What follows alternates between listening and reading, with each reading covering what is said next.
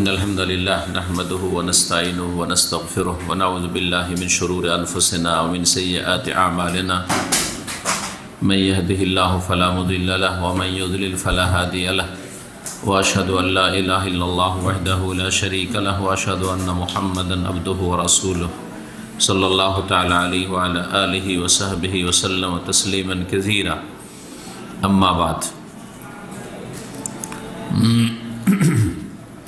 أعوذ بالله من الشيطان الرجيم أم حسبتم أن تدخلوا الجنة ولما يعلم الله الذين جاهدوا منكم ويعلم الصابرين মহান আল্লাহর সমস্ত প্রশংসা যে আল্লাহ রাব্বুল আলামিন তার দিন যা মানব জাতির কল্যাণের উদ্দেশ্যে নাজিল করেছেন সেই দিনকে আঁকড়ে ধরে থাকা প্রত্যেক মুসলিমের জন্য আবশ্যক, ফরজ। সুখে হোক, দুঃখে হোক, অনুকূল অবস্থায় হোক, প্রতিকূল অবস্থায় হোক। এই ক্ষেত্রে আল্লাহ রাব্বুল আলামিন ইরশাদ করছেন যে আম হাসিবতুম আন তাদখুলুল জান্নাহ, তোমরা কি মনে করেছো যে জান্নাতে এত সহজে চলে যাব? জান্নাত পাওয়াটা এত সহজ নয় যে খুব আরামের জীবন যাপন করবেন, কখনো কোনো কষ্ট করবেন না, বালা মুসিবত আসবে না, বিপদ আপদ আসবে না, আর জান্নাত পেয়ে যাবেন। এত সহজ? আম হাসিবতুম আন তাদখুলুল জান্নাহ, তোমরা কি ধারণা করেছো যে জান্নাতে প্রবেশ করবে এত সহজে? ওয়ালাম্মা ইয়ালামিল্লাহুল্লাযীনা জাহাদু মিনকুম, অথচ আল্লাহ এখনও তোমাদের অবস্থা সম্পর্কে বাহ্যিক জানতে পারেননি। আল্লাহ সব জানছেন, কিন্তু তোমাদের প্রমাণ বাস্তব, এই প্রমাণ পাননি তোমাদের থেকে যে তোমাদের মধ্য থেকে কে মুজাহাদা সর্বাত্মক প্রচেষ্টা চালালো, কে সর্বাত্মক প্রচেষ্টা চালালো মুজাহাদা। তার একটা হচ্ছে সশস্ত্র জিহাদ, যার জন্য বেশ কিছু শর্ত রয়েছে। শক্তিশালী হইতে হবে এবং মুসলিম শাসকের নেতৃত্ব হইতে হবে। মুসলিম যখন কমজোর থাকবে তখন নাই, নিজেই কমজোর, মক্কার মতো অবস্থা, আর বলছেন জেহাদ না, তখন নাই। শক্তি সামর্থ্য থাকা, বিজয়ের সম্ভাবনা থাকা, আর মুসলিম শাসকের নেতৃত্ব থাকা, এই দুটো শর্ত যখন থাকবে তখন জেহাদ সেই সর্বোচ্চ স্তর যেটা, সেটা। তো আল্লাহ বলছেন ওয়ালাম্মা ইয়ালামিল্লাহুল্লাযীনা জাহাদু মিনকুম, এখনও বাস্তবে প্রমাণ পাননি তোমাদের থেকে যে তোমাদের মধ্যে কে সর্বাত্মক প্রচেষ্টা চালালো, কে মুজাহাদা করলো, জিহাদ করলো। ওয়ালামাস সাবিরিন, এবং কে ধৈর্য ধারণ করলো। তোমাদের ধৈর্যের পরীক্ষাই হয়নি এখন। তাহলে বোঝা যাচ্ছে এমন এমন বিপদ আপদ আসতে পারে যেখানে ধৈর্য ধারণ করতে হবে, সবর করতে হবে। জি, প্রতিশোধ নেওয়ার ক্ষমতা না থাকলে রাস্তা হচ্ছে ধৈর্য ধারণ করা, সবর করা। জি, প্রতিশোধ নেওয়ার যদি ক্ষমতা থাকে তাহলে প্রতিশোধ নিতে হবে, আল্লাহ রাব্বুল আলামিন বলেছেন। কারণ এর মাধ্যমে দিন ইসলাম শক্তিশালী হবে, মুসলিমরা শক্তিশালী হবে, এবং কাফের আল্লাহর দিনের দুশ্মন যারা মুসলিমদের শত্রু, তাদের অন্তরে ভীতি সঞ্চারিত হবে যখন প্রতিশোধ নেবেন। কিন্তু যদি মার খেয়ে থেকে যান তাহলে তো তারা ভীত সন্ত্রস্ত হবে না। জি, তো আল্লাহ এখানে সাবরের কথা বলেছেন। এই অবস্থাটা হচ্ছে যখন মুসলিমরা কমজোর, দুর্বল থাকবে, বা যে এলাকায়, যে দেশে দুর্বল কমজোর থাকবে, তখন তাদেরকে বিপদ আপদে, জুলম অত্যাচারে সবর, ধৈর্য ধারণ করতে হবে। এই আয়াতের সম্পর্ক আমাদের সিরাতুন নবীর আজকের এবং গত সপ্তাহের দর্শের বা আলোচনার সাথে রয়েছে। গত সপ্তাহের আলোচনার বিষয়বস্তু ছিল অসহায়, নির্যাতিত সাহাবায়ে কেরাম। যেসব সাহাবায়ে কেরামগণ ইসলামের প্রথম যুগে দিন ইসলাম গ্রহণ করেছিলেন, তারা বড় জুলমের শিকার হয়েছিলেন মক্কা মুকাররমায় কাফের মুশরিকদের পক্ষ থেকে। তাদের প্রায় 10 জনের আলোচনা করেছিলাম গত সপ্তাহে। আজকে কয়েকজনের আলোচনা করব। আজকে পর্ব নম্বর আমাদের হচ্ছে 21, তারিখ হচ্ছে 9 জমাদাল উলা 1441 হিজরি মোতাবেক 4 জানুয়ারি 2020 সাল। এই 2020 সালের প্রথম সিরাতুন নবীর আমাদের আজকে দর্স পর্ব নম্বর 21। আলোচনা চলছিল রাসূলুল্লাহ সাল্লাল্লাহু আলাইহি ওয়াসাল্লামের প্রখ্যাত সাহাবী আম্মার রাদিয়াল্লাহু তাআলা আনহু এবং তার পিতা ইয়াসির রাদিয়াল্লাহু তাআলা আনহু সম্পর্কে এবং তার মাতা সুমাইয়া রাদিয়াল্লাহু তাআলা আনহা সম্পর্কে এখানেই ছিলাম। তাদের সম্পর্কে আর একটু আলোচনা করি। রাসূলুল্লাহ সাল্লাল্লাহু আলাইহি ওয়াসাল্লাম তাদেরকে ধৈর্য ধারণের জন্য উপদেশ দিতেন। তার মানে কত মুসলিমরা কমজোর মক্কায় ছিলেন যে রাসূলুল্লাহ সাল্লাল্লাহু আলাইহি ওয়াসাল্লাম নিজেও ধৈর্য ধারণ করছেন এবং সাহাবায়ে কেরামদেরকে বলছেন এত মার খাচ্ছেন, এত জুলম অত্যাচার বরদাস্ত করা যাচ্ছে না, তারপরে বলছেন ধৈর্য ধারণ করো, কারণ যদি প্রতিক্রিয়া দেখাও, পাল্টা কিছু করো, তাহলে তোমাদের সব কিছুই শেষ করে দেবে। জি, যখন কমজোর, কিন্তু শক্তি যদি থাকে প্রতিশোধ নেওয়ার, তাহলে প্রতিশোধ নিলে অবশ্যই তারা ভয়ভীত হবে, কারণ কাফের বাঁচতে চায় আর মুসলিম মরণকে ভয় করে না যদি সত্যিকার মুসলিম হয়, কারণ ও জানে তকদিরের প্রতি বিশ্বাস আছে, মরণ যেদিন আছে সেদিনই আমার মরণ হবে, তার আগে পরে হবে না, যেই সময় আছে ওই সময়ই হবে। যে অবস্থায় আল্লাহ ফয়সালা করে রেখেছেন যে এখানে এই অবস্থায় এই রকম জায়গায় এই কারণে এইভাবে তার ইন্তেকাল বা মরণ হবে, ওইভাবেই হবে, এর ব্যতিক্রম কিছু হবে না, যতই চেষ্টা করেন।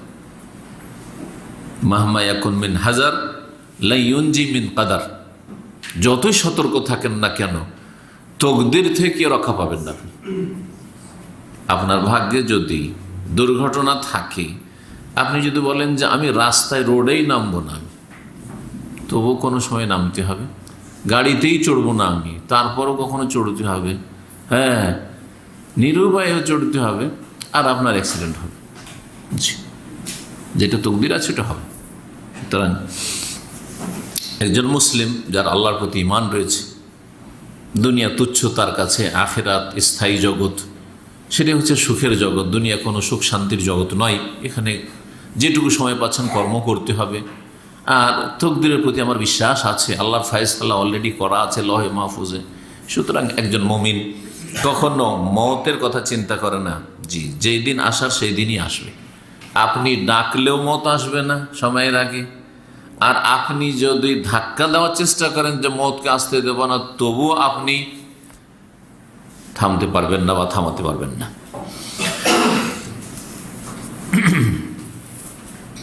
এরা মখজুম বংশের মিত্র ছিলেন, আম্মার বিন ইয়াসির এবং তার পরিবার। এই মখজুম গোত্রের বড় নেতা এবং মক্কার বড় নেতা কাফের আবু জাহাল ছিল। দুপুরবেলা গরমের সময় উত্তপ্ত রৌদ্রে আর পাথরের ওপর তাদেরকে কঠোর শাস্তি দিত, সারাদিন রৌদ্রে তাদেরকে ফেলে রাখত। মক্কার গরম, এখন যদি আপনি যান গ্রীষ্মকালে, এখানে তো 6 মাস 8 মাসই গ্রীষ্মকাল। জি, তো এখন যে শীতকাল, তাও মক্কাতে গরম। জি, কত গরম, তাহলে চিন্তা করেন গরমের দিনে। জি, রাসূলুল্লাহ সাল্লাল্লাহু আলাইহি ওয়াসাল্লাম তাদেরকে ধৈর্য ধারণের উপদেশ দিতেন। তার পিতা যে ইয়াসির ছিলেন, ইয়াসির বিন আমের বিন মালিক আল আনাসি আল মুজহাজি। পিতার নাম আমের বিন মালিক আনাসি, মানে আনাস গোত্রের। এই জুলমের শিকার হয়ে তিনি ইন্তেকাল করেন, শাহাদাত বরণ করেন। জি, কাফেরদের জুলম অত্যাচার এত ছিল তার ওপর যে তাতে তার ইন্তেকাল হয়ে গেছিল, শহীদ হয়েছিলেন ইনশাআল্লাহ। জি, আম্মার বিন ইয়াসিরের মা সুমাইয়া রাদিয়াল্লাহু তাআলা আনহা, তার সম্পর্কে গত সপ্তাহে বলেছিলাম। তিনি সুমাইয়া বিন খাইয়াত, আবু হুযায়ফার স্বাধীনকৃত দাসী ছিলেন। জি, আবু হুযায়ফা মখজুম গোত্রের বৃদ্ধা মহিলা ছিলেন, দুর্বল বৈশিক। আবু জাহাল তার লজ্জাস্থানে আঘাত করেছিল বর্ষা দিয়ে, তাতেই তিনি ইসলামের ইতিহাসে প্রথম শাহাদাত হাসিল করেছিলেন রাদিয়াল্লাহু তাআলা আনহা ওয়া আরদাহা। জি, আম্মা রাদিয়াল্লাহু তাআলা আনহা যুবক মানুষ, বাপ মা মুরব্বী, কিন্তু যুবক মানুষ, তার ওপর কঠোর জুলম অত্যাচার চলেছে, প্রচণ্ড জুলম অত্যাচার চলেছে, বিভিন্ন রকমভাবে জুলম অত্যাচার করত। তাকে লোহার বর্ম পরিয়ে দিত। লোহার বর্ম যে প্রাচীন যুগে যুদ্ধের ময়দান রণক্ষেত্রে নিজের শরীরের আত্মরক্ষার জন্য পরে ওই লোহার পোশাক পরিয়ে দিত প্রচণ্ড গরমের দিনে। লোহা কত গরম থাকে চিন্তা করেন তো, রৌদ্রে। আর তারপরে তাকে শুয়ে দিয়ে তার বুকের ওপর বিশাল ভারী পাথর রেখে দিত, এভাবে আযাব দিত, এভাবে কষ্ট দিত। কখনো কখনো তাকে পানিতে ডুবাত, ডুবিয়ে ধরে থাকত, আউযু বিল্লাহ। আর তাকে বারবার করে কাফেররা বলতো যে এখনো ফিরে আয়, এখনো ফিরে আয়, আমাদের লাত উজ্জা দেবদেবীর প্রতি ঈমান নিয়ে আয়, মুহাম্মদের সাথে কুফরি কর। এই পরিস্থিতি বরদাস্ত না করতে পেরে অনিচ্ছাকৃত কুফরি কথা তিনি বলে ফেলেছিলেন। এরই পরিপ্রেক্ষিতে কোরআন কারীমের এই আয়াত নাযিল হয় সূরা নাহলের আয়াত নম্বর 106। কুফরি কথা বলে দেওয়ার পর রাসূলুল্লাহ সাল্লাল্লাহু আলাইহি ওয়াসাল্লামের কাছে ছুটে আসেন, ইয়া রাসূলুল্লাহ, আমি তো আজকে কুফরি কথা বলে দিয়েছি, মুসলিম হওয়ার পরে কাফের হয়ে গেছি, কারণ আমি কুফরি কথা বরদাস্ত করতে পারিনি, বরদাস্ত করতে পারিনি, বলে দিয়েছি। আল্লাহ রাব্বুল আলামিন আয়াত নাযিল করলেন, আয়াতটা শুনে বলছেন, মান কাফারা বিল্লাহ মিন বাদি ঈমানিহি, ঈমান নিয়ে আসার পরে কেউ যদি কুফরি করে ফেলে, কুফরি কথা বললেও কুফরি হতে পারে, অথবা কুফরি কাজ করে ফেললো, সিজদা করতে বললো দেবদেবীর সামনে, যেমন ভারতের জালেম কট্টরপন্থী আরএসএসের যারা জঙ্গি, এরা অনেক মুসলিমদেরকে মাঝে মধ্যেই হরে কৃষ্ণ হরে রাম বলার জন্য জবরদস্তি করছে ইদানিং, লানাহুমুল্লাহ, আল্লাহ তাদের ধ্বংস করুক, আল্লাহ তাদের দুনিয়া আখিরাত বরবাদ করুক, এবং আল্লাহ রাব্বুল তাদের ওপর ভালো মানুষকে, মূসা আলাইহিস সালামের মতো মানুষকে এইসব ফেরাউনের ওপর আল্লাহ রাব্বুল চাপিয়ে দিক। বর্তমান প্রয়োজন রয়েছে মূসা আলাইহিস সালামের মতো মানুষের জন্য, কারণ ফেরাউন বেড়ে গেছে। সুতরাং ফেরাউনকে দমন করার জন্য মূসার প্রয়োজন রয়েছে, আল্লাহ যেন তার ব্যবস্থা করেন। এর জন্য মুসলিমদেরকে ইসলামের দিকে ফিরে আসতে হবে। জি, কিন্তু মুসলিমরা ইসলামের দিকে ফিরতে চায় না। যেই ব্যক্তি ঈমানের পরে আল্লাহর সাথে কুফরি করে, মান কাফারা বিল্লাহ মিন বাদি ঈমানিহি, তো কাফের হয়ে যাবে, এটা হচ্ছে আসল।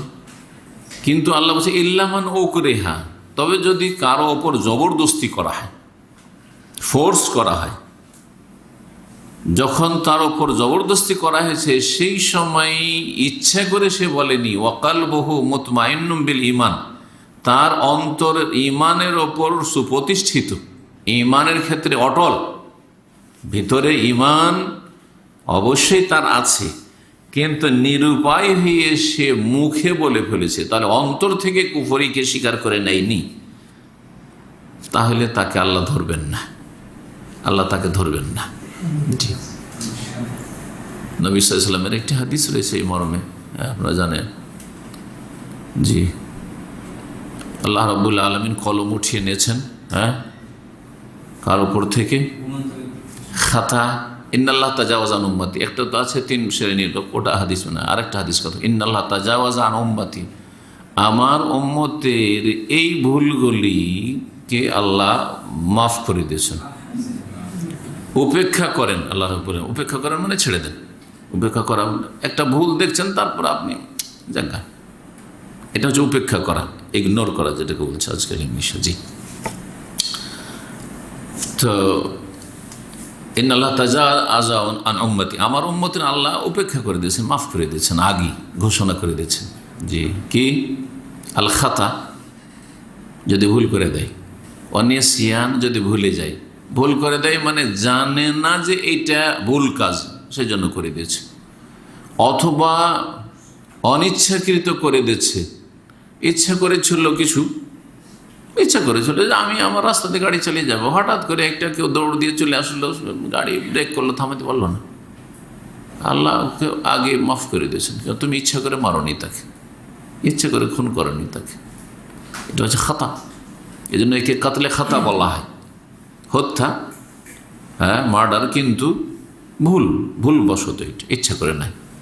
আর যেটা ইচ্ছাকৃত, কেউ এমন অস্ত্র দিয়ে মারলো যাতে সাধারণত মানুষ মারা যায়, সে কাতলে আমাদ, ইচ্ছাকৃত মার্ডার। খাতা অন্যসিয়ান, কেউ যদি ভুলে যায়, ভুলে গিয়ে একদিন আপনি জোহরের নামাজ ভুলেই গেছেন, জামাত ছুটে গেলে অনেক সময় এরকম হয়ে যায়, মনেই হয়নি, আর হতে পারে না।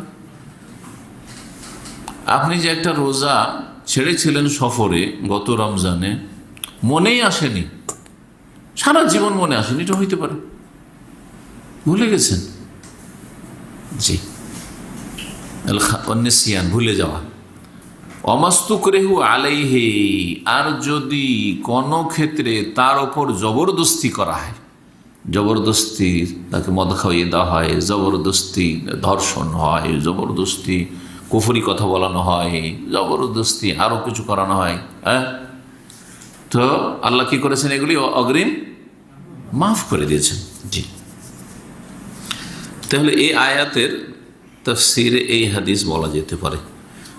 তবে আল্লাহ বলছেন ওয়ালাকিন, কিন্তু একটা কথা শুনে রাখো, মান শারাহা বিল কুফরি সাদরান, কেউ যদি মন খুলে কুফরিকে বরণ করে নেয়, যখন বলছে এরা তো করেই ফেলি, অথবা এতে যেহেতু আমার লাভ আছে আমি করেই ফেলি। যেমন অনেকে নিজের ব্যবসা বাণিজ্য ভালো করে চালাবার জন্য আর তারপরে কাফেরদের সাথে খাতির রাখার জন্য পূজার চাঁদা দেয়, ওই কবর পূজারী মাজার পূজারীদের সাথে খাতির রাখার জন্য ওরসের মাজারের চাঁদা দেয় বা চাদর চড়ায়। অন্তর খুলে সে করল শারাহাবিল কুফরে সদরা। অনেকে বন্ধু বান্ধবের কারণেই খারাপ হয়। যে বন্ধু বান্ধব এমন জবরদস্তি করেনি যে ওকে বাধ্য করেছে, নিরুপায় ছিল, কিন্তু বারবার কি করেছে, প্রেশার দিয়েছে, আরে একটু খা, আরে খা, এক ঢোক খা। মদ খেয়েছে, অন্তর খুলেই খেয়েছে সে, ওকে কি মেরে ফেলে দিয়েছিল যে তুই মদ না খেলে মেরে ফেলে দেবো? এইটা হচ্ছে বাই ফোর্স, এটা হচ্ছে জবরদস্তি। আর আমাকে বারবার করে পিড়াপিড়ি করেছে, আমি তার কথাতে আর পারিনি হ্যাঁ না করতে, না, এটা আপনি নিরুপায় না, নিরুপায় না। বন্ধুর সাথে খাতির রাখার জন্য যারা বিড়ি সিগারেট ধরেছে, যদি কেউ যদি বিড়ি সিগারেট ধরার লোক থাকে, তো প্রথম দিন কিন্তু এরকম করে ধরেছে, হ্যাঁ, আর একটা টান দিয়ে, এক টান দিয়ে, না না না আমি খাবো না, মাথা ঘুরবে আমার, এই হবে সে হবে, বমি হবে, না তো টান দিয়ে কিচ্ছু হবে না, ওই এক টান দুই টান, তারপরে নেশা হয়ে গেছে। জি, বলবে যে আমার উপরে জবরদস্তি করেছে, গুনাহ হবে না? না না, প্রথম দিন থেকে জবরদস্তি, প্রথম দিন থেকে গুনাহ, তুমি অন্তর খুইলে তুই ধূমপান করেছো। ওয়ালাকিন মান শারাহা বিল কুফরি সাদরান, কুফরিতে কেউ যদি অন্তর খুলে প্রবেশ করে, কুফরি কাজ করে, ফাআলাইহিম গাযাবুম মিনাল্লাহ, যারা অন্তর খুলে কুফরি করছে, কাফেরদের সাথে খাতির রাখার জন্য নেতৃত্বের খাতিরে যাচ্ছে মন্দিরে গিয়ে, সেখানে গিয়েও তাদের ধর্মকর্মে অংশ নিচ্ছে, মাজারে গিয়ে তাদের ধর্মকর্মে অংশ নিচ্ছে, মসজিদেও হাজির, মাজারেও হাজির, মন্দিরেও হাজির, সব জায়গায় সব রকমের, আমি সবটাই করি, সবার সাথে আছি। আছেন আজকাল নেতা অনেক, বেশিরভাগ নেতা ওইরকম ভাবে না, মুসলিম দেশগুলিতে এইরকম অবস্থা। আমি সবই করি আর সবার সাথে চলি, আমি সবার সাথে চলি মানে দুনিয়ার ক্ষেত্রে চলি, আমি চলি সবার সাথে, দুনিয়ার জন্য চলি, কিন্তু দিনের ক্ষেত্রে না। দিন আমার দিন, লাকুম দীনুকুম ওয়ালিয়া দিন, আমার দিন তোমার দিন নয়, তোমার দিন আমার দিন, লা আবুদু মা তা'বুদু, তোমাদের পূজা আমি করতে পারি না, যেমন তোমরা আমাদের করবে না, আর তোমরা করলেও আমি করবো না, কারণ আমাদেরটা হক, তোমাদেরটা বাতিল। জি, যেই ব্যক্তি অন্তর খুলে কুফরি করবে বা যারা কুফরি করবে, ফাআলাইহিম গাযাবুম মিনাল্লাহ, ওদের উপর আল্লাহর গজব, ক্রোধ হবে, ওয়ালাহুম আযাবুন আযীম, এবং ওদের জন্য মহাশাস্তি রয়েছে। 12 নম্বরে মুসাব বিন উমাইর রাদিয়াল্লাহু তাআলা আনহু, প্রখ্যাত সাহাবী, এবং রাসূলুল্লাহ সাল্লাল্লাহু আলাইহি সাল্লামের দূত মদিনাবাসীর জন্য তিনি ছিলেন। রাসূলুল্লাহ হিজরতের আগে এই সাহাবীকে কোরআন শিক্ষা দেওয়ার জন্য, দিনের দায়ী করে দিন শিখাবার জন্য, দিনের প্রচার প্রসারের জন্য মদিনা মুনাওয়ারা পাঠিয়েছিলেন যে যাও তুমি মদিনার লোকদেরকে, যারা ইসলাম গ্রহণ করেন তাদের ইসলামের দাওয়াত দাও, যারা ইসলাম কবুল করেছে তাদেরকে ইসলামের তালিম শিক্ষা দাও জন্য পাঠিয়েছিলেন। এই সাহাবীর সুবহানাল্লাহ চমৎকার তার জীবনী রয়েছে। ইনশাআল্লাহ তাআলা আমাদের সিরাতুন নবী শেষ হলে আল্লাহ যেন আমাদের হায়াতে বরকত দান করেন, সময়ে বরকত দান করেন। আমরা ইনশাআল্লাহ সাহাবায়ে কেরামদের সিরাত শুরু করব নবী সাল্লাল্লাহু আলাইহি ওয়াসাল্লাম। জি, এই দিনেই ইনশাআল্লাহ তাআলা। তো এই মুসআব বিন উমাইর তার জীবনী তো রয়েছে। এত সুখী পরিবারের মানুষ ছিলেন, এত সুখী পরিবারের যে তাদের খাওয়া দাওয়া এবং তাদের চলাফেরা, কাপড় চোপড়, সুবহানাল্লাহ, অভাব ছিল না, কিছু অভাব ছিল না। ভোগবিলাসী জীবন ছিল। এখানে একটু ইঙ্গিত করেছেন আমাদের শেখ শফিউর রহমান মুবারক রহমতুল্লাহ আলী, কানা মিন আনআমিন নাসে আইশান, জীবনযাপনের দিক থেকে অত্যন্ত ভোগবিলাসী মানুষ ছিলেন ইসলামের আগে। ইসলাম পূর্বে তার যে জীবনী অত্যন্ত ভোগবিলাসী মানুষ ছিলেন। আরবের যারা ভোগবিলাসী তারা আতর সেন্টে যা খরচ করে তাতে আপনার গোটা বছরের খরচ চলবে, তার এক মাসের আতর সেন্ট আছে না এরকম? জি হ্যাঁ, আল্লাহু আকবার, কত যে খরচ করে পারফিউমে আর আপনার এই উদে যে আগর কাঠে। ফালামা দাখালা ফিল ইসলাম, যখন তিনি মুসলমান হয়ে গেলেন তখন তার মা যে ছিল, মা কট্টর মুশরিক ছিল, একবারে কট্টরপন্থী মুশরিক। এমন মুশরিক ছিল যে সে কসম খেয়ে নিল যে তুই যদি ইসলাম থেকে না ফিরে আসিস আমাদের ধর্মের দিকে, তো তোকে এক দানা খেতে দেবো না, আর এক ঢোক পানিও দেবো না। খাবার বন্ধ করে দিল, মানাথ উম্মুহু তা'আম ওয়া শারাব, পানি বন্ধ করে দিল, বাড়ি থেকে বের করে দিল, চলো সব শিকার, অসুবিধা নেই।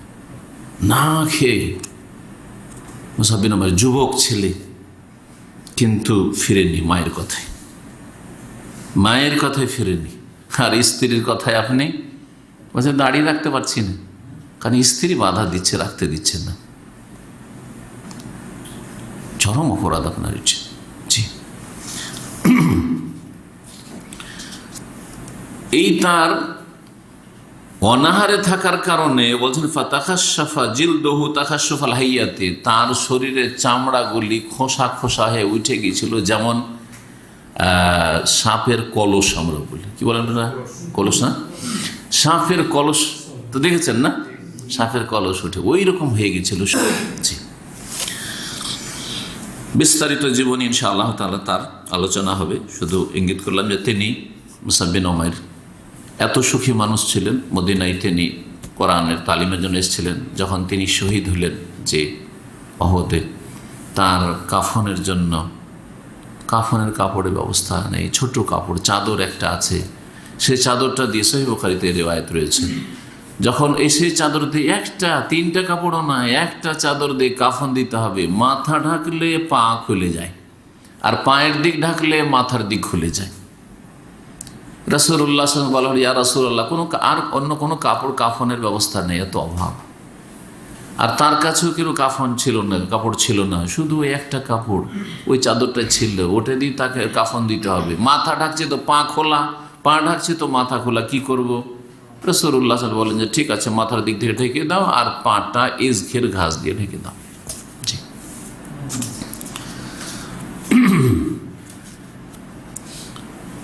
13 নম্বরে প্রখ্যাত সাহাবী সুহাইব রুমি রাদিয়াল্লাহু তাআলা, তিনি রোম দেশের লোক ছিলেন। রোম মানে ইউরোপিয়ান লোক ছিলেন। রাসূলুল্লাহ সাহাবীদের মধ্যে বিভিন্ন দেশের প্রতিনিধি আল্লাহ রেখেছিলেন। জি, এর মাধ্যমে আল্লাহ দেখাতে চেয়েছেন যে ইসলামে, জি হ্যাঁ, কোনো রকমের জাতীয়তা নেই। ইসলাম আর জাতীয়তা পরস্পর বিরোধী জিনিস, দুটো জমা হইতে পারে না। আপনি মুসলিমও, আপনি ইসলামও করছেন, আপনি দিনের দাওয়াতও করছেন, হ্যাঁ মাদ্রাসা পড়েছেন, আপনি আলেম আছেন, মদিনাও পড়েছেন, আর আপনার জাতীয়তা যায় না, কুফরি, জাতীয়তা হচ্ছে কুফরি মতবাদ। যেমন নাস্তিকতা কুফরি মতবাদ, মার্কসিজম কমিউনিজম কুফরি মতবাদ, যেমন সমাজবাদ কুফরি মতবাদ, যেমন পুঁজিবাদ কুফরি মতবাদ, যতগুলি বাদ রয়েছে বস্তুবাদ সব কুফরি মতবাদ, ঠিক তেমনি জাতীয়তাবাদ হচ্ছে কুফরি মতবাদ। কেন জাতীয়তাবাদ এই জন্য কুফরি যে তাতে কাফের আপনার বন্ধু হয়, মুসলিম আপনার দূরের হয়ে যায়। উদাহরণস্বরূপ, যদি আপনার দেশের আমার দেশের একটা খ্রিস্টান, ইহুদি, হিন্দু হয় জাতীয়তার ভিত্তিতে, হ্যাঁ সে আপনার কাছের লোক। কিন্তু কারো বাড়ি যদি বর্ডারের বাইরে হয়, অথবা এটা তো হচ্ছে মানে যেটা ন্যাশনালিজম, যেটা জাতীয়তা, দেশীয় জাতীয়তা, ভাষাগত জাতীয়তা, ভাষা ভিন্ন কিন্তু মুসলিম, বাঙালি আর বিহারি। দেখেন ৭১-এর যে অবস্থা, দেখেন হিন্দু কাফের, কিন্তু আপনার বাংলা ভাষী, সে আপনার বন্ধু। আর যেহেতু সে বিহারি মুসলিম, সেই জন্য তার বাঁচার অধিকার নেই, মারো একে। এই যে পরিস্থিতিটা ছিল, এর ভিত্তিতে যারা লড়াই করেছে তারা নিশ্চয় কুফরিতে ছিল, নিশ্চয় কুফরিতে ছিল। কারণ আপনার মুসলিম ভাই হচ্ছে দুশ্মন, যেহেতু তার ভাষা ভিন্ন। এইরকমই যারা ধরেন বিহারি রাজাকার ছিল, তারা বাঙালিকে মেরেছে অথচ মুসলিম, একই কথাই, দুটোই একই সমান, কফর। কফর স্পষ্ট কথা, ভালো করে। কারণ অনেকে বুঝে না যে জাতীয়তা নাই থাকলে একটা জাতীয়তা, যে এটা আমার ভাষাভাষী বা এটা আমার দেশি, এটা আমার দেশের লোক, একটু টান থাকলো, কিন্তু কুফরি কেন এটা বুঝে না অনেক। কাফের আপনার বন্ধু আর মুসলিম আপনার দূরে হয়ে যাচ্ছে, বুঝতে পারছেন কি না? জি, এই জন্য জাতীয়তা কুফর। জি, শেখ বাজ রহমতুল্লাহ খুব সুন্দর কিতাব রয়েছে এর উপর, একটা খুব সুন্দর নাকদুল কওমিয়াতিল আরাবিয়া, আরব জাতীয়তাবাদের উপর খুব সুন্দর বই রয়েছে। আর এই জাতীয়তার কারণে সাদ্দাম ধ্বংস হয়েছে, এই জাতীয়তার কারণে ফিলিস্তিন আজ পর্যন্ত মুসলিমরা ইহুদিদের কাছে পায়নি, বলে চলেই গেল। কারণ ইয়াসের আরাফাত ওই জাতীয়তার ডাক দিত, আর এই সাদ্দাম হোসেনও জাতীয়তার ডাক দিত। সাদ্দাম হোসেন এত বেশি জাতীয়তা ছিল, পাক্কা জাতীয়তাবাদী সে। জি, তো সে একটু বলি, এক সময় সাদ্দামের যুগে আল্লামা এহসান আলাইহি জাহির, আহলে হাদিসের বড় আলেম, ওনার নাম শুনেছেন, ওনাকে আমন্ত্রণ করেছিল সাদ্দাম হোসেন, একবারে পার্লামেন্টে তার লেকচার রেখেছিল, আরবিতে লেকচার দিলেন যখন এহসান আলাইহি জাহির।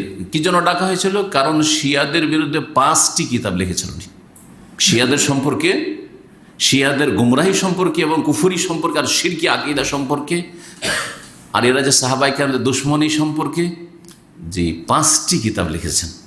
জি, সেই কিতাবগুলি উর্দুতেও আছে, আরবিতেও আছে, কিতাবগুলি আমি পড়েছি।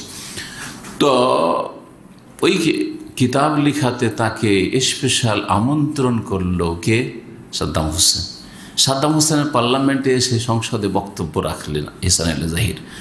তখন তিনি বললেন যে এত সুন্দর আরবিতে বক্তব্য করতে পারে একজন পাকিস্তানি, সে অবশ্যই আরবিয়ান, সে অবশ্যই আরবিয়ান, ওর বাপ দাদা আরবি হবে, তাছাড়া হইতে পারে না। কি জাতীয়তা! বুঝতে পারলেন না কথাটা? মনে হয় এই যেন অবাক হইলেন না যে অনারব হইলে এত যোগ্য হইতেই পারে না, এটা হলো কথা। যদি অনারব হয়, আজমি হয়, তাহলে এত যোগ্য হতেই পারে না। যখন এত সুন্দর আরবিতে অনর্গল বক্তব্য করছে আর এত সে যোগ্যতা সম্পন্ন আলেম, তার মানে সে আরবি নসলের, আরবি বংশোদ্ভূত। কথা বুঝতে পেরেছে? এই জাতীয়তা নাজাত দেয়নি, সর্বনাশ করেছে। খাসেরাত দুনিয়া ওয়াল আখিরা। শুধু আখিরা ধ্বংস হয়নি, দুনিয়াও ধ্বংস হয়েছে। অনেকে মনে করে জাতীয়তা থাকলে জাতীয়তার ভিত্তিতে আমরা ঐক্য নিয়ে আসতে পারছি, যাক আমাদের পার্থিব সমস্যাগুলির সমাধান হবে। না, সমস্যা বাড়বে। কোন সমস্যার সমাধান হয়েছে? কারণ আল্লাহর ক্রোধ রয়েছে, গজব রয়েছে কুফর আর শিরকের উপর। জি, সুতরাং আখিরাতও ধ্বংস, দুনিয়াও ধ্বংস। অনেকে ভাবেন না ভাই ইসলামের নামে ডাক দিলে আসবে না, সুতরাং আমরা যদি আরব জাতীয়তার নামে ডাকি, অথবা বাঙালি জাতীয়তার নামে ডাকি, উর্দু জাতীয়তার নামে ডাকি, তাহলে আসবে। না, ধ্বংস, দুনিয়াও ধ্বংস, আখিরাত ধ্বংস, কোনো দিন হবে না। ওই পথে আসতে হয় মুসলিমদেরকে, যেই পথে ছেড়ে গেছেন রাসূলুল্লাহ সাল্লাল্লাহু আলাইহি ওয়াসাল্লাম সাহাবায়ে কেরামদেরকে। সেটা হচ্ছে ইসলাম। ইসলাম দিয়ে আল্লাহ আমাদেরকে সম্মানিত করেছেন, সে ইসলামেই সম্মান পাবেন, ইসলাম ছাড়া অন্য কোনো কিছুতে সম্মান নেই। এই কথাই তো উমর রাদিয়াল্লাহু তাআলা বলেছেন যে নাহনু কওমুন আযযান আল্লাহু বিল ইসলাম, আমরা এমন জাতি যাদেরকে ইসলাম দিয়ে আল্লাহ ইজ্জত দিয়েছেন, সম্মান দিয়েছেন। ওয়া মাহমা তাগাইনাল ইজ্জাতা মিন গায়রিহি, যদি ইসলাম ছাড়া অন্য কিছু দিয়ে ইজ্জত সম্মান আর শক্তি তলাশ করি, যে আমরা জাতীয়তার ভিত্তিতে, ভাষার ভিত্তিতে অথবা দেশের ন্যাশনালিজমের ভিত্তিতে আমরা শক্তিশালী হবো, একটা শক্তিশালী দেশ বা একটা শক্তিশালী একটা কিছু গড়ে তুলব, তাহলে আযাল্লান আল্লাহ, আল্লাহ আমাদেরকে লাঞ্ছিত অপদস্থ করে দেবেন।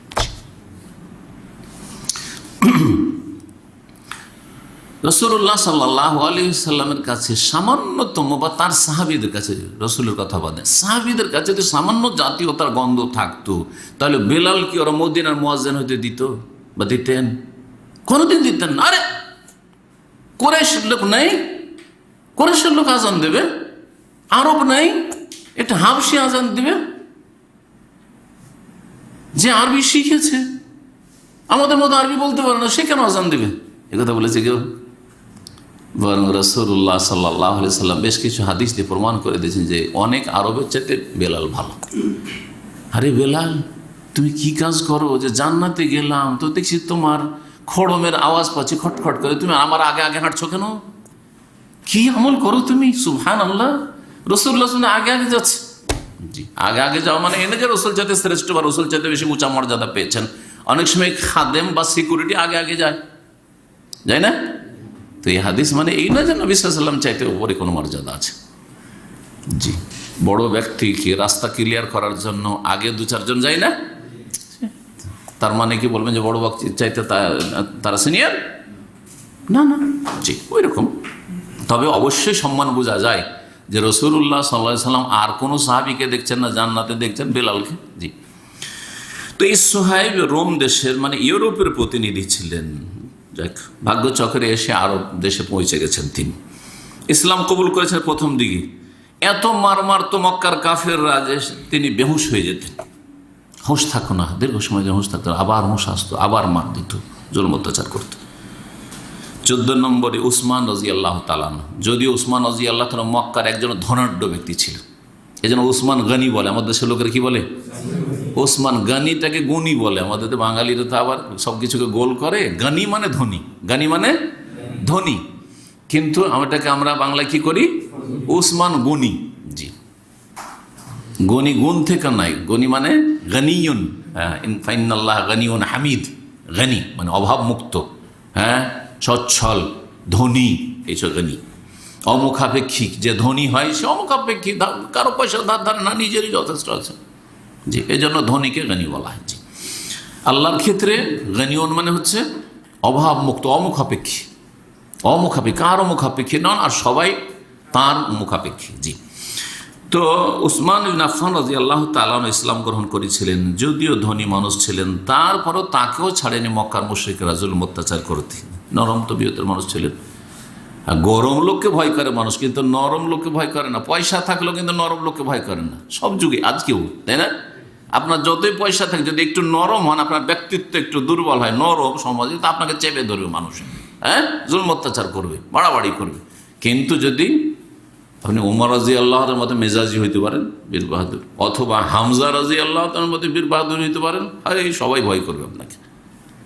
জি হ্যাঁ, এই জন্য এই দুইজন সাহাবী, হামজা নবী সাল্লাল্লাহু আলাইহি চাচা রাদিয়াল্লাহু আনহু, আর ওমর রাদিয়াল্লাহু তাআলা আনহু ইসলাম গ্রহণ করে সাহাবীরা বলছেন, আমরা তার আগ পর্যন্ত আমরা একেবারে দুর্বল ছিলাম, সাহস ছিল না যে কাফেরদের সামনে আমরা নামাজ পড়ব, কিন্তু যখন এই দুইজন ইসলাম গ্রহণ করলেন, তখন আমরা খোলাখুলি নামাজ পড়া শুরু করলাম। দুইজনও বেরোলেন যে আমরা এখন কাবার সামনে নামাজ পড়ব। কোন মায়ের সন্তান আছে যে এই সাহস রাখে যে তার মাকে সন্তানহারা করবে, স্ত্রীকে বিধবা করবে, ছেলে মেয়েদেরকে ইয়েতিম করবে? সে আসুক সামনে। এই কথা বলে বেরিয়ে গেল। কার ক্ষমতা আছে, সাহস আছে, আসুক। ছেলে মেয়েদের ইয়েতিম করার ইচ্ছা থাকে, আর স্ত্রীকে বিধবা করার ইচ্ছা থাকে, মাকে সন্তানহারা করার ইচ্ছা থাকে, তো আসুক সামনে। কোনো কাফের সাহস করেনি। জি, তো আসলে মুসলিমদের ফোঁস করার প্রয়োজন রয়েছে, কিন্তু ফোঁস করার ক্ষমতা তো থাকতে হবে। সবচেয়ে বড় ক্ষমতা হচ্ছে ইমানি ক্ষমতা। নেই ফজরের নামাজ, আপনার কি ফোঁস করার ক্ষমতা আছে? ক্ষমতাই তো নেই। জি, ইমান ভঙ্গ হয়ে যাচ্ছে ফজরবেলা, সকালবেলা উঠছেন কুফরি করে, নামাজ পড়লেন না কুফরি হয়ে গেল। অধিকাংশ লোক ভারত উপমহাদেশ, ভারত, বাংলাদেশ, পাকিস্তান শিরকি আকীদাতে লিপ্ত রয়েছে। কোন শক্তি আছে? কোনো শক্তি নেই এই শিরকি জীবনে। তাহলে আমাদের ইমানি ইসলামী শক্তি নেই, দুনিয়াবি শক্তি দূর। দুনিয়াবি এই শক্তি দিয়ে চলতো, যদি ইমানি শক্তি থাকতো তাহলে। ওসমান রাদিয়াল্লাহু তাআলার উপর বড় জুলম অত্যাচার তারা করতো। হ্যাঁ, তার একটা ধরন কি ছিল, তাকে চাটাই, পাটি, চাটাই বুঝেন তো, পাটিও বলি আমরা, যে খেজুরের, যে আরবরা খেজুরের পাতা, খেজুর পাতার তারা চাটাই তৈরি করতো। খেজুর পাতার চাটাই দিয়ে তাকে জড়িয়ে নিত, যেমন কেউ বস্তাতে ভরে বা বস্তাতে পেঁচায়, ওইভাবে খেজুরের চাটাই দিয়ে তাকে পেঁচিয়ে নিত বেঁধে, আর তারপরে নিচে থেকে ধোঁয়া দিত। ধোঁয়া দিলে তো মানুষের এমনি শ্বাসরুদ্ধ হয়ে যায়, এইভাবে তাকে কষ্ট দিত। 15 নম্বরে আবু বকর সিদ্দিক রাদিয়াল্লাহু তাআলার নাম এসছে, এবং তার সাথে সাথে আরেকজন প্রখ্যাত সাহাবী, আশরা মুবাশশার একজন তালহা বিন উবাইদুল্লাহ, তালহা রাদিয়াল্লাহু তাআলা। এই দুইজন সম্পর্কে এসেছে সিরাতের কিতাব দিতে, যে নওফল বিন খুয়াইলিদ, আর কেউ কেউ বলেছে যে উসমান বিন উবাইদুল্লাহ, মানে এই তালহার ভাই উসমান আরেকজন ছিল, সে কট্টর কাফের ছিল। এরা এই দুইজনকে, আবু বকর গায়ে সহজে কিন্তু হাত দিতে সবাই পারতো না, কারণ প্রভাবশালী মানুষ ছিলেন। তারপরেও ছাড়েনি জুলম অত্যাচার করতে, একমাত্র রাসূলুল্লাহ সাল্লাল্লাহু আলাইহি ওয়াসাল্লাম ছাড়া। রাসূলুল্লাহ সাল্লাল্লাহু আলাইহি ওয়াসাল্লাম জুলম অত্যাচার করেছে অনেক পরে, কিন্তু প্রথম দিকে সাহস করেনি। ইনশাআল্লাহ সামনে দর্শে সেই আলোচনাটি আসবে। তো এই দুইজনকে একবার ধরে এই লোকেরা, এই তালহার ভাই উসমান বিন উবাইদুল্লাহ, নওফল বিন খুয়াইলিদ, এদের কথা এসছে, তারা দুইজনকে এক রশি দিয়ে বেঁধে রেখেছে, যেমন আসামি বেঁধে রাখে, একটা রশি দিয়ে দুইজনকে বেঁধে রেখেছে এক রশিতে। কি জন্য? নামাজ পড়তে দেবে না সেই জন্য, দিন শিখতে দেবে না, মুহাম্মদ সাল্লাল্লাহু আলাইহি ওয়াসাল্লামের কাছে যেতে দেবে না সেই জন্য। কিন্তু ধরে এরকম বেঁধে রাখার পরেও তারা থামতে পারেনি, জি, শেষ পর্যন্ত তারা ছাড়তে বাধ্য হয়েছে। আবু জাহাল, তার এই দুশ্মনী এত ছিল ইসলাম এবং মুসলিমদের সাথে, যে সে যখনই শুনতে পেত যে মক্কায় কেউ নতুন ইসলাম গ্রহণ করেছে,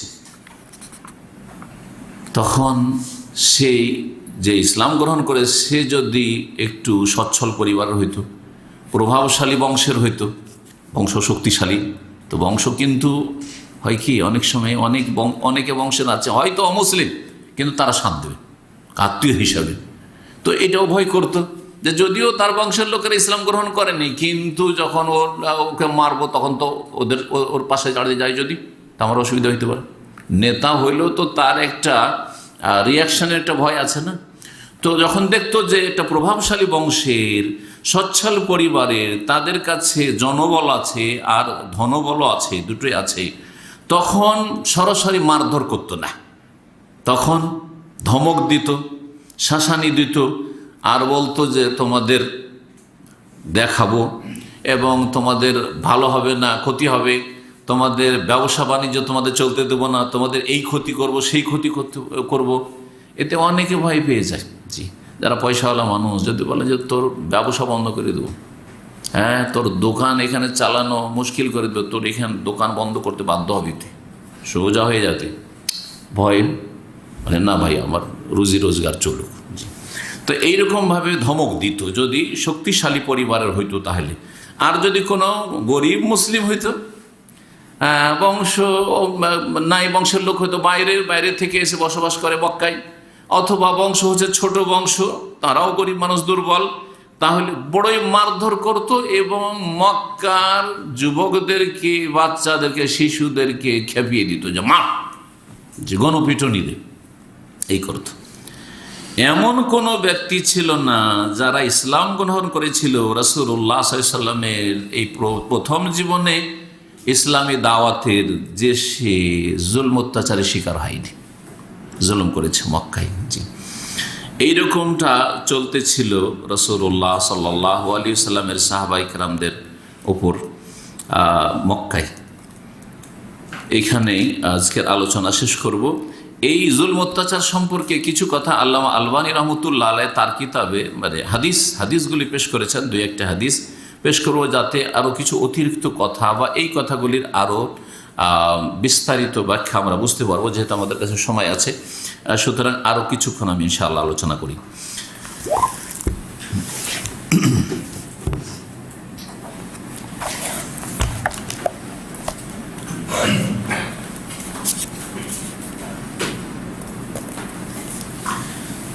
সিরাতের প্রাচীন বড় আলেম বা ইমাম ছিলেন ইবনে ইসহাক রহমতুল্লাহ আলাইহি। জি, আর একজন ইবনে হিশাম। এই ইবনে ইসহাক রহমতুল্লাহ আলাইহি বলছেন যে সুম্মা ইন্নাহুম আদাউ আলা মান আসলামা ওয়াত্তাবা রাসূলুল্লাহ সাল্লাল্লাহু আলাইহি ওয়াসাল্লাম, যারা ইসলাম গ্রহণ করেছিল এবং রাসূলুল্লাহ সাল্লাল্লাহু আলাইহি ওয়াসাল্লামের অনুসরণ করেছিল সাহাবায়ে কেরামগণ মক্কায়, তাদের উপর মক্কার কাফেররা বড়ই বাড়াবাড়ি করেছিল এবং জুলম অত্যাচার করেছিল। প্রত্যেক বংশ প্রথম নিজের বংশের লোকেরা মারধর করত, ফিরিয়ে নেওয়ার জন্য, যে আমাদের লোক যাতে আমরা ফিরিয়ে নিতে পারি। না পারলে অন্য বংশের সাহায্য নিত, অন্য বংশের লোকেরা এসে মারধর করত। এইভাবে জুলম অত্যাচার করত।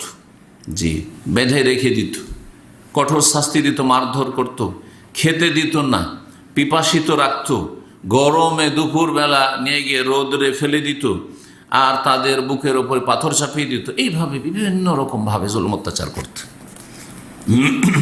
এইরকম অবস্থায় অনেকেই বরদাস্ত করতে পারত না।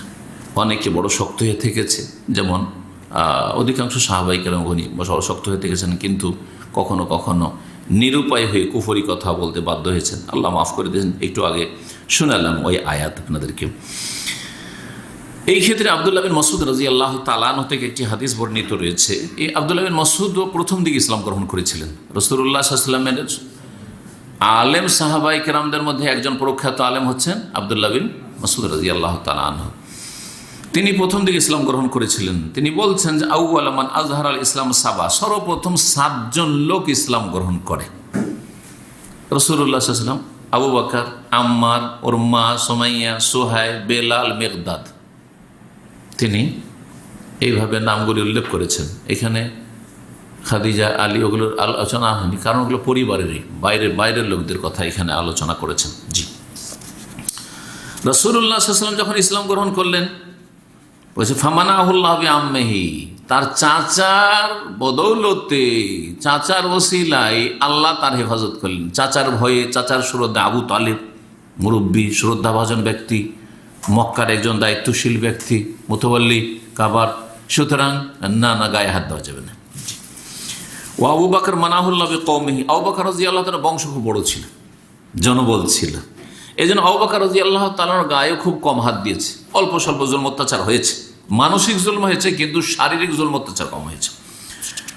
বাকি যে সাহাবায়ে কেরামগণ ছিলেন, যাদের বংশ বলি দুর্বল ছিল, ফাখাযাহুল মুশরিকুন, তাদেরকে মুশরিকেরা ধরে মারধর করত, তাদেরকে লোহার বর্ম পরিয়ে দিত এবং একবার উত্তপ্ত গরমে ওই লোহার বর্মসহ রেখে দিত।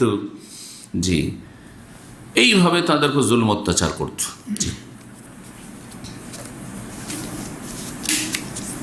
তার মধ্যে বেলাল রাদিয়াল্লাহু তাআলার কথা উল্লেখ করেছেন। বেলাল রাদিয়াল্লাহু তাআলাকে রাস্তায় টেনে হেঁচড়ে রোদে নিয়ে বেড়াইতো, কিন্তু বেলাল রাদিয়াল্লাহু তাআলা বলতে থাকতেন আহাদ আহাদ আহাদ।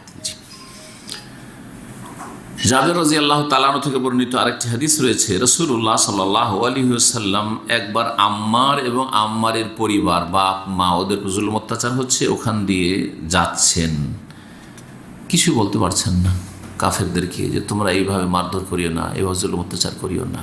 তাহলে কত দুর্বলতা ছিল মুসলিমদের, আর ওরা কত শক্তিশালী ছিল ওই সময়।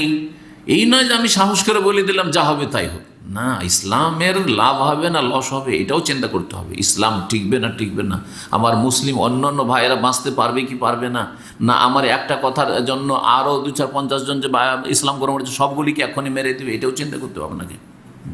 এগুলো চিন্তা করতে হবে। যারা সংখ্যালঘু হয়ে অমুসলিম দেশে বাস করেন বা যেখানে জুলম অত্যাচার হচ্ছে সেসব দেশে বাস করছেন, অনেকে মনে করেন আবার কিছু বলছেন না, নীরব থাকছেন। আরে ভাই, বলে দেওয়ার পরে এর পরিণামটা কি হবে ওইটাও তো আপনাকে চিন্তা করতে হবে। আপনি ইসলাম মুসলিমের কল্যাণ চান না, চান যে খালি বলে দিলি হয়ে গেল যা হবে হোগা, এটা মূর্খ লোকের কথা, মূর্খ লোকের কথা। আপনাকে ভালাই করে দিতে হবে। আপনি মুসলিম আর ইসলামের যদি কোনো ভালাই করতে পারেন, উপকার করতে পারেন, তাহলে আপনি সেখানে কিছু একটা করুন। আর যদি না করতে পারেন তো আল্লাহ বলছেন সবরের কথা, রাসূলুল্লাহ সবরের কথা বলছেন। তো এখানে বলছেন আবশেরু আলা আম্মার ওয়া আলা ইয়াসির, হে আম্মারের বংশ, আম্মারের পরিবার, ইয়াসিরের পরিবার, তোমরা সুসংবাদ নাও, ধৈর্য ধারণ করো। অন্য রিওয়ায়াতে রয়েছে সাবরান আলা ইয়াসির, এখানে রয়েছে আবশেরু, তোমাদেরকে সুসংবাদ দিচ্ছি, ফাইন্না মাউইদাকুমুল জান্নাহ, তোমাদের সাথে জান্নাতের ওয়াদা থাকলো। এই হাদিস বাইহাকিতে রয়েছে, জি মুস্তাদরাক হাকিমে রয়েছে। আরেকজন সাহাবীর কথা উল্লেখ করা হয়নি, এই সাহাবীর হাদিসটা এখানে এসেছে, লম্বা হাদিস। খাব্বাব ইবনুল আরাত, খাব্বাব রাদিয়াল্লাহু তাআলা আনহু, জি ইনি এক দুর্বল সাহাবী ছিলেন। বলছে যে আমার কাছে লোহার কাজ টাজ কাফেররা মক্কার করতো, করে নিয়ে যেত। তো আমি মক্কার এক কাফের নেতা যার নাম ছিল আস বিন ওয়াইল সাহমি, আস বিন ওয়াইল, ওর কাছে আমার পাওনা ছিল, টাকা পয়সা পেতাম। ফাআতাইতুহু আতাকাদাহু, তার কাছে এসে তাগাদার জন্য আসলাম। তাগাদা শব্দটি আমরা যে তাগাদা করতে যাওয়া বাংলা বলি না, এটা কিন্তু আরবি শব্দ। তাগাদা আমরা দ করে দিয়েছি, কারণ দদ পড়া অভ্যাস সেই জন্য। আর আরবিতে এটাকে বলা হয় তাকাজা। তাকাজা মানে চাওয়া, যার কাছে পাওনা আছে পাবেন তার কাছে চাইতে যাওয়া, যে টাকাটা দাও, এইটাকে তাকাজা করা। এই যে হাদিস আছে ফাআতাইতুহু আতাকাদাহু, আমি তার কাছে তাগাদা করার জন্য এসেছিলাম। আতাকাদা মানে তাগাদা করার জন্য এসেছিলাম। তখন ওই কাফের নেতা অহংকারের সাথে বলল, লা ওয়াল্লাহি, এই কসম করেছে আল্লাহ, লা ওয়াল্লাহি, আল্লাহর কসম, লা আকজিকা, তোমাকে একটা পয়সা দিব না টাকা, হাত্তা তাকফুরা বিমুহাম্মদ, যতক্ষণ মুহাম্মদের সাথে কুফরি না করবে। তুমি ইসলাম ছাড়ো, মুহাম্মদের সাথে কুফরি করো, আমাদের ধর্মের দিকে ফিরে এসো, তাহলে দেবো টাকা। টাকার সাথে কি সম্পর্ক? হ্যাঁ, ধর্মের সাথে টাকার কি সম্পর্ক? আপনার কাছে পাওনা পাবে, পাওনা দেন। কিন্তু মানুষের যখন অহংকার চলে আসে তখন হুঁশ হারা হয়ে যায়। কি বলছে, জুলুম করছে, জুলুমকে জুলুম মনে হয় না। কিন্তু জালেমের যখন পরিণাম খারাপ হয় তখন বুঝতে পারি। দুনিয়াতে না বুঝতে পারলেও মরণের সাথে তো আজাবের ফেরেশতারা যে প্রতীক্ষায় রয়েছে, আর আজাব শুরু হয়েছে। ওই রকমই একজন জালেম হচ্ছে ইরানের জালেম, যে ধ্বংস হইল, আলহামদুলিল্লাহ, বলুন আলহামদুলিল্লাহ। এই জালেম লক্ষ লক্ষ সুন্নি আহলে সুন্নাতের মুসলিমদেরকে সিরিয়াতে ধ্বংস করেছে, মেরেছে, তাদের ঘর বাড়ি ধ্বংস করেছে সুন্নিদের। জি, ইরাকে সুন্নিদেরকে এত মেরেছে এই জালেম। জি হ্যাঁ, এই জালেম রাফেজি, যে এর নেতৃত্বে যে ইরাকের আহলে সুন্নাত হিজরত করতে, যেখানে সংখ্যাগরিষ্ঠ ছিল, মেজরিটি ছিল সুন্নিরা ইরাকে, সেখানে এখন সংখ্যালঘু। জি, সুন্নিদেরকে মেরে, এবং সুন্নিরা যারা বেঁচেছে তারা সেখান থেকে অন্য অন্য দেশে পালিয়ে গিয়ে আত্মরক্ষা করেছে, আর ওই এলাকাগুলি দখল করেছে শিয়া রাফেজিরা। এগুলি হচ্ছে এই রাফেজি যে ধ্বংস হইল, জালেম দিয়ে আল্লাহ এই জালেমকে ধ্বংস করেছেন, আলহামদুলিল্লাহ রাব্বিল আলামিন। যেই রাফেজি ইসলামের দুশ্মনের জন্য, যারা সাহাবায়ে কেরামদের দুশ্মন, তাদের জন্য মাতম করছে জামাত ইসলামীর গুমরাহরা। চেনন জামাত ইসলামীদেরকে। এই জন্য জামাত ইসলামী সম্পর্কে অনেক আলেমরা অনেক আগেই বলেছেন, আমার কাছ থেকে এখন আপনারা শুনছেন। কিন্তু আরবি ভাষায় অনেক কিতাব রয়েছে, আর তারপরে আপনার উর্দু ভাষায় কিতাব রয়েছে, যে মৌলানা মওদুদি কানা রাফেজিয়ান, সে শিয়া ছিল, ইয়াতাসাত্তার বিসুন্নাহ, সে মুখোশ পরেছিল সুন্নিদের, সুন্নিদের মুখোশ পরার লোক। সুতরাং জামাত ইসলামী তো ওই মওদুদেরই অনুসারী, সুতরাং এর আর হবে কি? চিন্তা করুন আপনি, চিন্তা করুন আপনি যে সাহাবায়ে কেরামদের দুশ্মনের জন্য এদের মায়া কান্না, তার মানে এরাও তো সাহাবায়ে কেরামদের দুশ্মন। জি অবশ্যই, হয় মূর্খ জাহেল আর না হলে সাহাবায়ে কেরামদের দুশ্মন। জি, এবং মনে রাখবেন, আমি ইনশাআল্লাহ একটা আলোচনা করব যেখানে হোক না কেন, সময়ের প্রয়োজন রয়েছে। আল মারউ মা মান আহাব্বা, যে যাকে ভালোবাসে তার সাথে উঠবে। রাফেজি শিয়াদেরকে ভালোবাসে জামাতিরা, তাদের সাথে উঠতে হবে, তাদের সাথে উঠতে হবে, এটা ভালো করে মনে রাখতে হবে। তাদের সাথে হাসর হবে।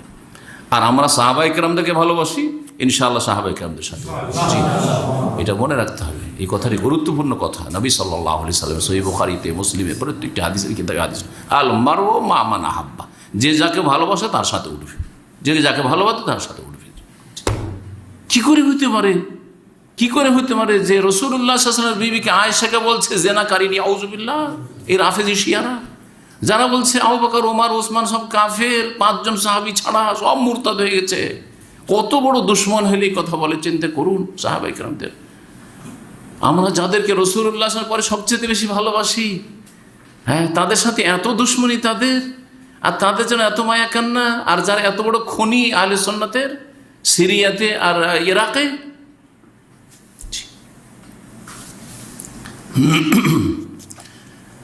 তো কি বলছিলাম, এই হাদিস খাব্বাব বিন আরতের, এই টাকা যখন তাগাদা করলো, বলছে না দেবো না যতক্ষণ তো মোহাম্মদের সাথে কুফরি না করি। ফাকুলতু লা ওয়াল্লাহি, খাব্বাব বলছেন আমি বললাম যে আল্লাহর কসম করে বলছি, তুমি টাকা দাও আর না দাও, আমি মুহাম্মদ সাল্লাল্লাহু আলাইহি ওয়াসাল্লামের সাথে কুফরি করার প্রশ্নে উঠে না আকফুরু বি মুহাম্মদ হাত্তা তামুত, অতদিন পর্যন্ত তুমি অপেক্ষা করতে থাকো, তুমি মরে যাও তবুও কুফরি করবো না, মরে গিয়ে তোমাকে যদি আবার তোমাকে সৃষ্টি করা হয় তবুও কুফরি করবো না, আমি বেঁচে থাকলাম। হাত্তা তো বাস কালা ফাইন্নি ইযা মৃত্যু সুম্মা বয়স্তু জেতানি ওয়ালিয়া সাম্মা মালুন ওয়া ওয়ালাদুন ফাউতিক। এই অহংকারী কাফের সে বলছে, তাই নাকি আমি মরার পরে আবার আমাকে উঠানো হবে, পুনরুত্থান হবে? কারণ মক্কার কাফেররা তো পুনরুত্থানকে অস্বীকার করত, এই সম্পর্কে তাদের কোনো জ্ঞান ছিল না। যদিও তারা দাবি করত যে তারা ইব্রাহিমী ধর্মের, কিন্তু তাদের কোনো জ্ঞান ছিল না এই সম্পর্কে, আখিরাত সম্পর্কে। তো যখন এই কথা শুনেছে খাব্বাবের কাছে যে তুমি মরবে, তারপরে যদি কিয়ামত হয় উঠে আসো, তবু আমি কুফরি করব না। তবু আসর এটিও একটা অর্থ যে কিয়ামতের উঠা। তো বলছে আমাকে উঠানো হবে, তাহলে নাকি তুমি মনে করছো? তো ঠিক আছে, যদি উঠানো হয় তো ওখানে আমার তো ধন সম্পদ থাকবে, আর ওখানে আমার ছেলে মেয়ে থাকবে, ওর অনেকগুলি সন্তান ছেলে ছিল, আমার কাছে আমার ছেলেরাও থাকবে, ধন সম্পদ থাকবে, তো তখন তোমাকে দিয়ে দেব, তখন তোমাকে দিয়ে দেব। কি উপহাস করছে। ফাআনজালাল্লাহ, তখন আল্লাহ সূরা মারইয়ামের আয়াত নম্বর ৭৭ থেকে ৮০ এই আয়াতগুলি নাজিল করলেন, 4টি আয়াত। আফারাআইতাল্লাযী কাফারা বিআয়াতিনা, তোমরা কি দেখেছো ওই লোককে যে আমার আয়াতের সাথে কুফরি করেছে। ওয়াকাল, আর সে বলছে লা উতায়ান্না মালা ওয়া ওয়ালাদা, আমাকে পরকালে আখেরাতে মালধনও দেওয়া হবে, আর আমাকে সন্তান সন্ততি ছেলে মেয়েও দেওয়া হবে, দুনিয়াতে যেগুলো আছে ওখানে আমাকে দেওয়া হবে, আর আমাকে টাকা পয়সাও দেওয়া হবে ওইখানে। জি, তারপরে এইভাবে আল্লাহ রাব্বুল আলামিন বলছেন যে শোনো, সেই দিন সবাই একা একা আসবে, কারো ছেলে মেয়েও থাকবে না, কারো সাথে স্ত্রীও থাকবে না, কারো সাথে ধন সম্পদও থাকবে না। জি, ওয়ায়াতিনা ফারদা। জি, আরেকটি রিওয়ায়াত রয়েছে খাব্বাব রাদিয়াল্লাহু তাআলা আনহু থেকে। এই হাদিসটি বুখারীতে রয়েছে, মুসলিমে রয়েছে, মুসনাদ আহমদে রয়েছে, সেই হাদিস, এই হাদিসগুলি যে খাব্বাবের যে শোনাইলাম। তারপরে আরেকটি হাদিস রয়েছে, যে হাদিসটি এখানে বর্ণনা করছেন যে আতাইতুন নবী সাল্লাল্লাহু আলাইহি ওয়াসাল্লাম, আমি একদিন নবী করিম সাল্লাল্লাহু আলাইহি ওয়াসাল্লামের কাছে আসলাম। এটাও সহিহ বুখারীতে রয়েছে। ওই সময় নবী সাল্লাল্লাহু আলাইহি ওয়াসাল্লাম কাবার ছায়াতে চাদর পরে বসেছিলেন, কাবা ঘরের ছায়াতে চাদর পরে বসেছিলেন। ওয়াকাদ লাকিনা মিনাল মুশরিকিনা শিদ্দাতান, সেই সময় মুশরিকদের পক্ষ থেকে চরম জুলুম অত্যাচার আমাদের উপর চলছিল। ফাকুলতু, এসে রাসূলুল্লাহ সাল্লাল্লাহু আলাইহি ওয়াসাল্লাম বললাম, আলা তাদুল্লাহ, হে আল্লাহ রসুল, আপনি আমাদের জন্য দোয়া করেন না? দোয়া কেন করেন না? আপনি দোয়া করেন না নাকি? এইরকম জুলুম অত্যাচার কতদিন আর বরদাস্ত করব? আলা তাদুল্লাহ লানা। ফাকাদা, রাসূলুল্লাহ সাল্লাল্লাহু আলাইহি ওয়াসাল্লাম হেলান দিয়ে বসেছিলেন, বসে গেলেন। ওয়া হুয়া মুহমারুন ওয়াজহাহু, রাসূলুল্লাহ সাল্লাল্লাহু আলাইহি ওয়াসাল্লাম চেহারাটা শুনে লাল হয়ে গেছে, দুঃখে কষ্টে, তাদের যে অভিযোগ বরদাস্ত করতে পারছে না। ফাকালা, তারপরে বললেন যে শোনো শোনো, লাকাদ কানা মান ক্বাবলাকুম, তোমাদের পূর্বে যেসব মুমিন মুমিনাত ছিল, আগের উম্মতে যারা ইসলাম গ্রহণ করেছিল, ঈমান নিয়ে এসেছিল, তাদের উপর কেমন জুলুম অত্যাচার হয়েছে শুনবে? কিছু শোনো। লা ইউমশাতু বিআমশাতিল হাদিদি, লোহার চিরুনি দিয়ে তাদের শরীর থেকে গোস্তগুলোকে আঁচড়িয়ে আঁচড়ে উঠিয়ে নেওয়া হইত, হাড্ডিগুলো শুধু থেকে যেত, লোহার চিরুনি দিয়ে গোস্ত উঠানো। মাদুনা এজামেহি মিল্লাহ মিন, হাড্ডিটা থাকতো, সমস্ত গোস্তগুলোকে এইভাবে চিরুনি দিয়ে উঠিয়ে নেওয়া হইত। মা ইয়াসরিফুহু যালিকা আন দীনিহি, তারপরও দিন থেকে ফিরত না। এক আল্লাহ লা ইলাহা ইল্লাল্লাহ বলতে থাকতো তারা। ওয়ায়ুদাউল মিনশারু আলা মাফরিকি রাসিহি, আবার কারো কারো মাথায়, যে সিথে জায়গা মিডিলে, মাথার মধ্যবর্তী স্থানে রাখা হইতো করত বলেন না, আরি বলেন, হ্যাঁ, করাত। ফায়ুশাক্কু বিসনাইন, তারপরে 2 টুকরা করে দেওয়া হইতো, মাঝখান দিয়ে 2 টুকরা করে দেওয়া হইতো একজন মানুষকে। মা ইয়াসরিফুহু যালিকা আন দীনিহি, তারপরও দ্বীন ইসলাম থেকে ফিরত না তারা, আগের উম্মতের লোকেরা। শোনো, তোমাদেরকেও ধৈর্য ধারণ করতে হবে। তোমাদের উপর তো এরকম পরিস্থিতি আসেনি, কিছুটা এসেছে। ওয়ালা ইউতিম্মান্নাল্লাহু হাযাল আমরা, তোমাদেরকে সুসংবাদ দিচ্ছি, যেই সময় এত কমজোর, এত দুর্বল মুসলিমরা, তাদেরকে আকাশের স্বপ্ন দেখাচ্ছে রাসূলুল্লাহ সাল্লাল্লাহু আলাইহি ওয়াসাল্লাম। জি, কিন্তু ওহী মারফত বলছেন, কাল্পনিক কোনো কথা নয়, আনুমানিক কোনো কথা নয়, খেয়াল খুশি কোনো কথা নয়, সুসংবাদ দিচ্ছেন। অন্য রিওয়ায়াতে রয়েছে ওয়াল্লাহি, আল্লাহর কসম করে বলছি, লা ইউতিম্মান্নাল্লাহু হাযাল আমরা, আল্লাহ এই দ্বীনকে পূর্ণতা দান করবেন, দ্বীন শক্তিশালী হবেই হবে, এমন শক্তিশালী হবে দ্বীন ইসলাম আর মুসলিমরা এত শক্তিশালী হবে, হাত্তা ইয়াসিরা রাকিবু মিন সানআ ইলা হাদরামুত, একজন সওয়ার ব্যক্তি, আরোহী ব্যক্তি, যে বাহনের ওপরে সওয়ার, সেই ব্যক্তি সানআ, ইয়ামানের যে রাজধানী, সানআ থেকে হাদরামুত, সানআ হচ্ছে উত্তর ইয়ামান আর হাদরামুত হচ্ছে দক্ষিণ ইয়ামান, এই সানআ থেকে হাদরামুত পর্যন্ত ভ্রমণ করবে একা একা ভ্রমণ করবে। মা ইয়াখাফু ইল্লাল্লাহ আযজা ওয়া জাল, আল্লাহ ছাড়া কারো ভয় থাকবে না। কোন একজন চোর, ডাকাত, জালেম, খুনি, কেউ নির্যাতন করবে, কেউ মারবে, ধরবে, কোনো ভয় থাকবে না। এত শান্তি প্রতিষ্ঠা হবে অদূর ভবিষ্যতে। জি, ওয়াযিবু আলা গানামিহি, আর একটা ভয় থাকবে বকরি ছাগলের জন্য। কিসের? নেকড়ে বাঘের, কারণ নেকড়ে বাঘ চরম শত্রু কিসের? ছাগলের। নেকড়ে বাঘ কিন্তু ভীতু, জানেন কেন? নেকড়ে বাঘ ভীতু। তো বকরির যদি পাল থাকে তো পালে ঢুকবে না, সাহস করে ভয় করবে, এত ভীতু।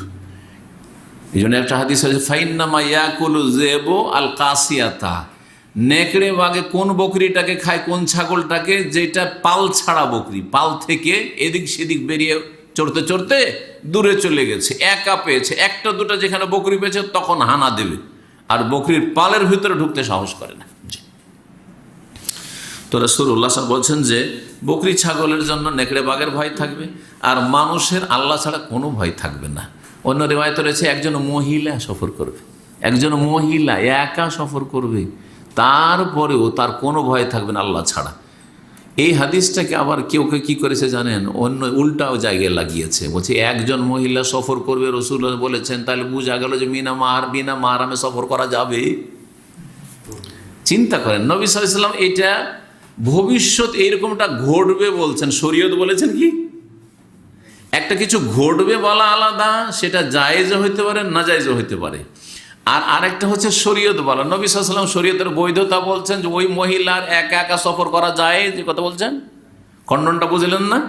যারা এইগুলো সংশয় কাদের, যারা বলছে যে অসুবিধা নাই, রাস্তাঘাট যদি নিরাপদ হয় তো মহিলা একা একা সফর করতে পারে, তারা বলছে যে নবী সাল্লাল্লাহু আলাইহি ওয়াসাল্লাম যে বলেছেন যে একজন মহিলা সফর করবে অমুক শহর থেকে অমুক শহর, আর আল্লাহ ছাড়া কারো ভয় থাকবে না, নবী সাল্লাল্লাহু আলাইহি ওয়াসাল্লাম বলেছেন ও জায়েজ কাজ করলো, কিয়ামতের আলামত কতগুলি নাজায়েজ আছে, কতগুলি জায়েজ আছে। ভবিষ্যতে যা ঘটবে কিছু জায়েজ কিছু নাজায়েজ সবই হবে। ওয়ালাকিন্নাকুম তাস্তাজিলুন, তবে তোমরা তাড়াহুড়া করছো, হবে এইরকমটা, কিন্তু তোমরা কি করছো? জলদি করছো, তাড়াহুড়া করছো। দেখেন, তাড়াতাড়ি ফল খেতে চাইলে বঞ্চিত হইতে হবে। আম গাছ আছে, আর যদি আমরা তাড়াতাড়ি ফল খাবো তো কি করতে হবে? ওই যখন আম আচার খাওয়ারও যোগ্য নেই তখনই খেয়ে ফেলবেন আপনি। কিন্তু একটু যদি ধৈর্য ধরেন আর আমটাকে যদি একবারে গাছে পাকতে দেন, সবচেয়ে বেশি মিষ্টি হবে। কথা ঠিক কিনা? এই কথাটি সব ক্ষেত্রে ফিট করবেন, কিন্তু ইসলামের ক্ষেত্রেও, যে ইসলাম শক্তিশালী হবে কিন্তু আপনার যুগেই হইতে হবে, আপনার যুগে আপনাকে খেলাফত পেতে হবে, এটা নয়। আপনার কাজ হচ্ছে যেটা কাজ ওটা করেন, আপনার করণে আপনি করেন। হ্যাঁ, সূরা আসর আমল করেন, ইমান এলমের ভিত্তিতে, সহি ইমান তৌহিদ সুন্নাহ ভিত্তিক, শিরক বিদআত মুক্ত। আর তারপর আমেলুস সালেহাত, নেক আমল আপনি করে যান আপনার জীবনে, যতদূর পর্যন্ত আপনার ক্ষমতা চলছে, ব্যক্তি জীবনে, পারিবারিক জীবনে, আর অর্থনীতিতে যে ক্ষেত্রে পারছেন। রাষ্ট্রীয় ক্ষমতা আমার কাছে নেই, আমার ক্ষমতা নেই, আপনার ক্ষমতা নেই, কিন্তু যার কাছে আছে সে করবে। আর তারপরে দাওয়ার কাজ, ওয়াতাওয়াসাউ বিল হক, দাওয়াতের কাজ, যতটা শিখেছেন, হ্যাঁ, যতটা আপনি জানছেন অন্যের কাছে পৌঁছে দেওয়ার যথাসাধ্য চেষ্টা করেন, তাহলে আপনি ক্ষতি থেকে মুক্ত। আপনি এগিয়ে দিয়ে চলে গেলেন, আল্লাহ কখন মুসলিমদেরকে খেলাফত নেতৃত্ব দেবেন ওটা আল্লাহর কাছে। জি, ওয়ালাকিন্নাকুম তাস্তাজিলুন, তাড়াহুড়া করছো। তাড়াহুড়া করলে মানুষকে জুলমের শিকার হইতে হয়।